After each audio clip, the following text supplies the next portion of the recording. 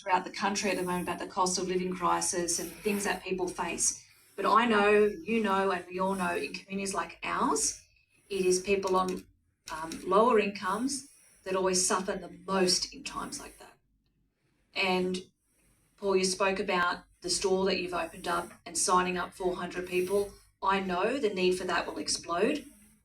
I know because the need in this community continues to be great. My electorate office is just down the road and we see it every day. And even that connection is going to be so powerful for when we acknowledge that we can see that someone needs a bit of a hand to send someone down here. So I'm really happy that you're here. I cannot wait to help you expand. Please use the fact that I'm your local member. I know that you will, but please, I have to make that. Please use that, right? Because we deserve to be able to service a community that really needs it.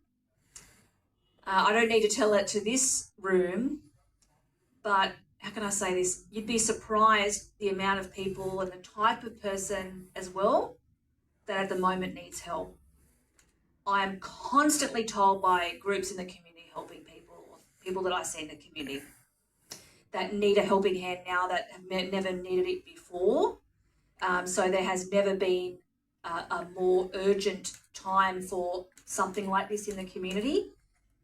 This corner in itself is such a high profile location on Queen Street, and for so long locals it's been vacant or someone's been here for a short time and then they've gone away. But just to have something as important and trusted as the Salvation Army here on this corner really proudly is going to be really transformative, I think, for this community and it's the growing communities around it as well. Just remember that we are exploding around this area. So the more and more people come in, the more people need help. So I really want to offer my hand of support to you in any way that I can. I can't wait to see the people that whose lives are transformed through connection here at this centre. And thanks for coming to St Mary's, and in advance of all the lives that you're going to help and transform and change, and kids that you will help get on the right track. Thank you. Thank you so much for a very grateful community. Thank you. As I said earlier in my remarks, this building is all about people. It's all about creating and supporting community.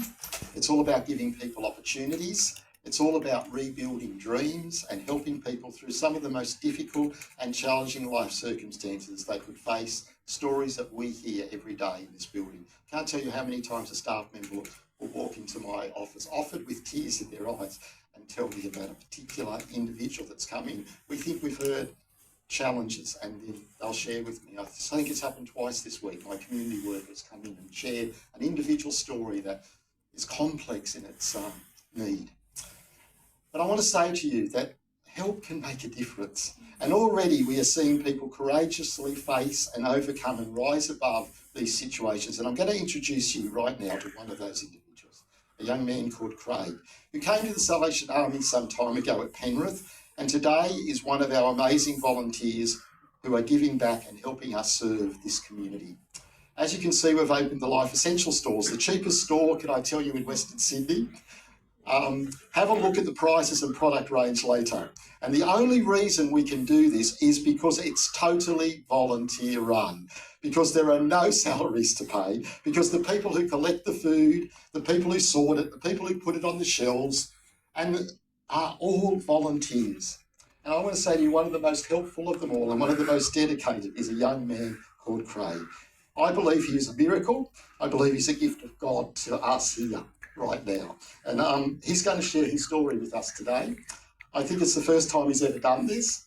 So thank you, Craig, for being prepared to do it. And thank you for being part of our mission and our community.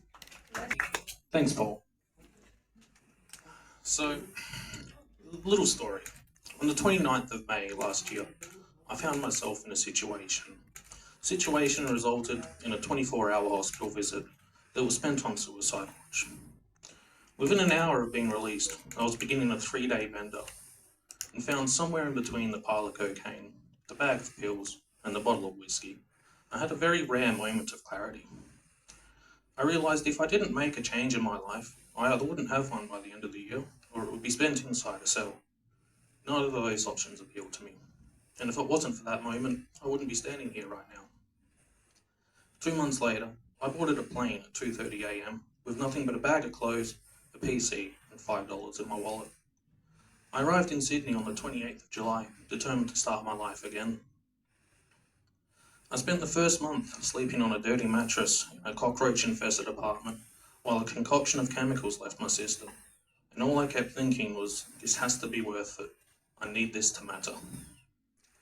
During that time, I was randomly assigned to the Salvation Army Employment Services in Penrith. After missing my first appointment and having my payment suspended, I attended a re-engagement appointment where I got to meet my new consultant. When I explained my situation to her, she immediately asked if she could refer me to the Foundations program, which I instantly accepted. And after a short while, I began. Over the next 18 weeks, with the aid of Phil, I learned to understand my addictions and how to make my way through recovery. During this period, I also met Joanne. Every day I would come in. She would always be the first person I would see. She would always greet me with a warm welcome and a smile on her face, always asking how I was. And for a long time, I could only ever respond with alive, because at the time, that's all I could hope for in the mornings. The part most people don't tell you about recovery is learning who you actually are as a person without a substance to rely on. It wasn't long until I was faced with this reality myself, and I began to dwell on it for quite some time. One day, just by chance while attending the group, I was given an opportunity to help unload some food that had recently been donated from a closing down business. As small as the task was, I was still hit with a weird sense of achievement, almost pride. With this in mind, and considering my ongoing struggle to find myself, I decided to see if becoming a volunteer was a step in the right direction, and it seems like I was right. Sometime between September and October, I began volunteering on a part-time basis, with 2 to 3 days a week, on the days when I was attending the group sessions. It didn't take long for me to find myself, find my place, and I began volunteering on a full-time basis. On top of that, for the first time in several years, I could go home at the end of the day and actually feel good about myself. Throughout the time I spent inside the centre, interacting with the community, I couldn't just see the impact we were having on people's lives, but I could feel it. I often look back on all the times I was personally thanked for my assistance, either in the centre or on the road delivering furniture with Lee, or food parcels to those in need with Joe. I believe moments like these will stay with me forever. During my time volunteering, I've been directly and heavily involved with a number of projects, such as organising a successful fundraising market, collecting furniture donations which are then donated back to our community members, and most importantly, helping set up and run our new Life Essentials Salvo store, which, as Paul mentioned, has seen over 400 members sign up for assistance. I've taken a great deal of pride in my involvement in these projects and will continue to do what I can to ensure they're as successful as possible. Being with the Salvation Army has been a life-changing experience for me, and it's something I hope to continue for the foreseeable future. Volunteering has taught me a great deal of things, not only about myself, but about life itself. I've seen people at their absolute worst, with nowhere else to turn, have their lives changed for the better through the assistance we provide. However, it's not all about me. People like Luke, our doorways caseworker, Janine and Rasheen, our financial counsellors, Phil and Byron, our AOD caseworkers, Lee, my fellow volunteer, who helps run the store and a variety of other tasks, and Joe, our community interactions manager.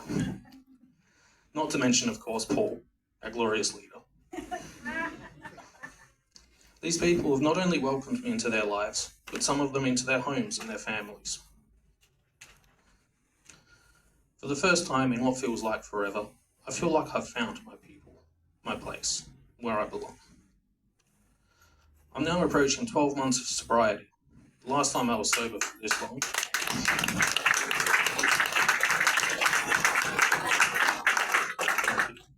The last time I was sober for this long was 15 years ago, before I started using. If it wasn't for the people around me now, and the support network I've built in my time here, I don't think that would have been possible. Before I wrap it up, I would just like to thank everyone for attending today and getting a glimpse at the work we do here.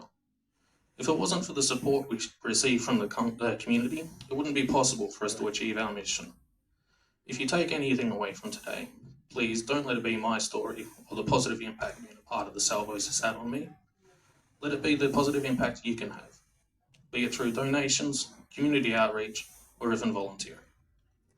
The difference on your life may be small, but for someone it could be profound. Thank you. Thanks, Greg.